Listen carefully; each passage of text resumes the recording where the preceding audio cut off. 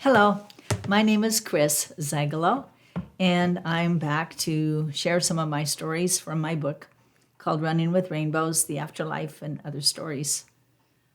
I've been very open-minded my whole life. I grew up in a family that did different things. It was very sacred. They went to church and were always good people. Never had anything bad going on, but we could see things that sometimes other people didn't see and sometimes didn't understand.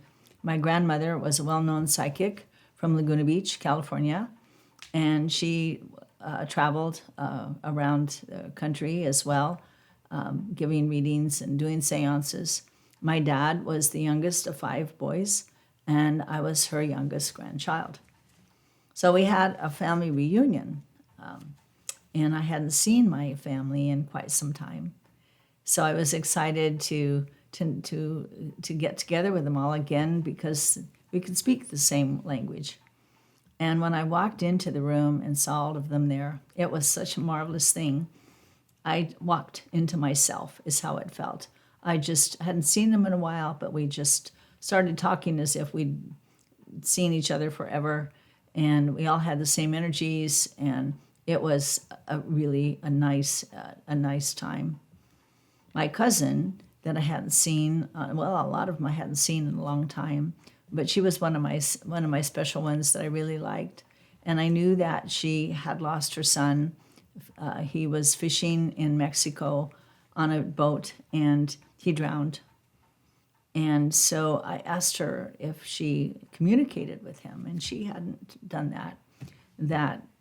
She said it was too new yet for her, and then to do that was even a little bit more unordinary for her. Wasn't ready for that. And I could tell that he was a healer and that he was young and he did something with his hands, and he was quite gifted. And she said he was a chiropractor and that he didn't crunch people, but he could heal with his hands in ways that not everybody could. But he had a very big, successful business to work as a healer and make people well again. And then I could feel him coming in through the back of my neck. And she said, "We have been so lonely for him." And I said, "But I left you a son." And she was kind of confused about it. Everybody that was listening was kind of confused. And I said, "He just came in through the back of my neck. So he's here, his presence is here." So we talked and visited a little bit at that time, but I felt like people were a little bit uneasy about it. So the next day, I arrived home and I went to my special sacred spot that I prayed and meditated in, and I felt his presence. And I asked him if he had come to talk to me some more, and he said that he did, that he knew that I could speak to him and hear him. He said, "I am a star in the galaxy. I am a heavenly body, and I shine by my own light." I asked him if he was the creator of the universe, and he said, "No, but I'm part of the creation." He said, "I've always been a star, except for the short time that I came here to be with a special family on earth, a special family where we shared love. And I left a star with them, and he is my son. He and I play in the same energies, and he doodles in space pictures and aliens and starships and planets. And not everybody understands his language, but they just think that he's 7 and this is just the way little boys can sometimes speak. But he was really speaking his truth of what he could really see. So he said, I left, and became a star underwater. He said, when I fished, I dove. I was a free diver, and I dove with spears for my fish. That's how we did fish. It wasn't on top of a boat. And all of the others with me were also free divers. And he said, I could become a star when I was underwater. That's why I loved it so much. That's why you felt the way you did. And he said, I could go deeper than anybody else and stay longer. And everybody just thought that was a gift.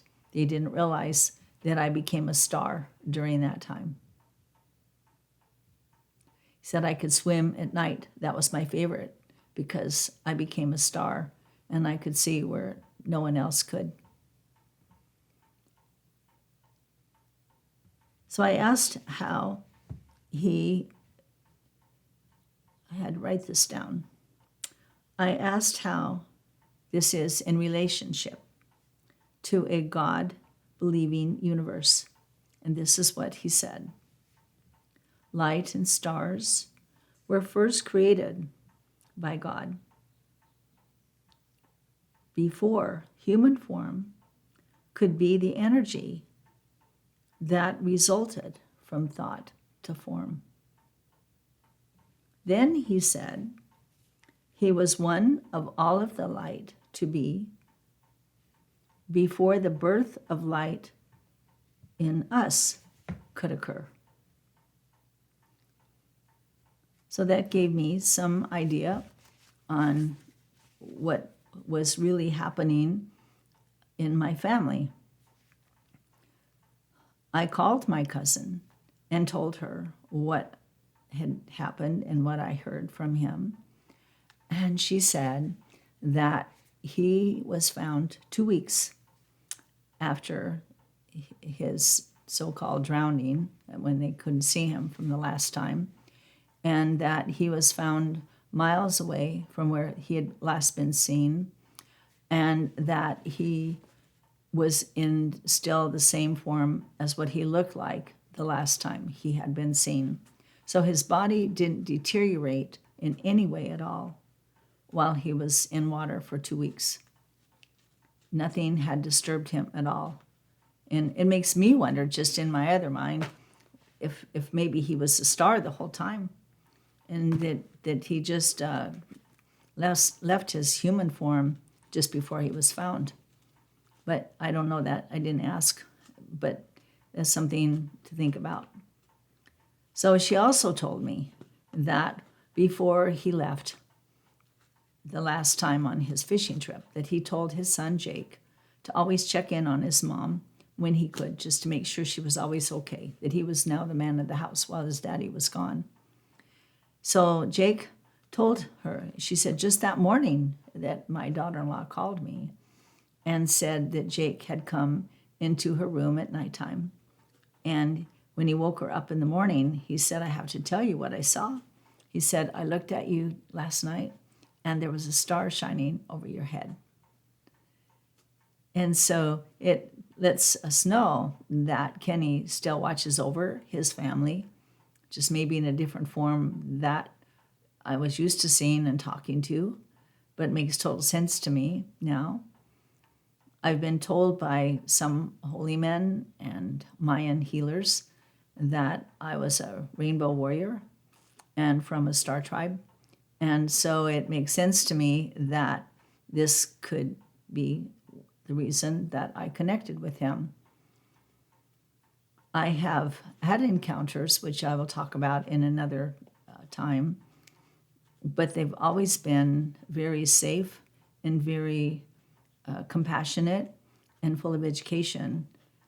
And I hope that this video will let people know that it's not something to always fear that we hear about when we hear that maybe there are aliens coming here or are they leaving children or what's going on. Well, I have a cousin that did. He left a star. And his name is Jake. And he's grown up quite a bit by now. And I've lost track of some of the people in my family. Well, I'm the youngest and I'm pretty much the only one left now. But I know that I'll see them in another place, another time, and I never know what to expect. I just know that from this particular time, this particular meeting with Kenny, that things are never are as they seem. So now I'm going to leave you with these thoughts and with these ideas, knowing something different about me that I haven't always shared. I've been kind of quiet about this part. But I always leave the end of my videos as I go downtown and have my latte and put my hat on and spread love and light to everyone that I meet. And I hope that you'll begin to do that too, that you'll find a spot where you can go and just open your heart and share love and see the light reaching everywhere, because I believe that is really needed right now, and we can all do this. So I'll see you next time on our next visit. Bye-bye.